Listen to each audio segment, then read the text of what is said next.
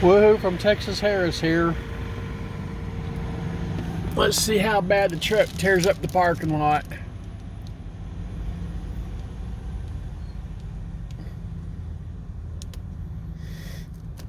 Oh, yeah, and there's a Corvette over there.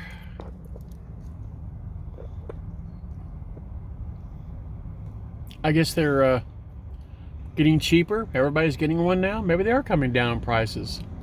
Because the guy at GM in Bowling Green, Kentucky told me that they were coming down to about 65, 66,000.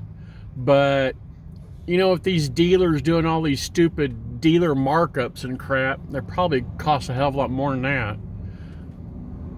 I wouldn't mind going in with somebody and getting one. But anywho, there you go.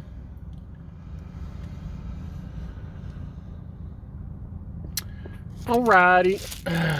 Woohoo from Texas Harris here. Me and Hershey just sitting here waiting on a load. Looking at exotic cars. Talk to y'all later. Bye.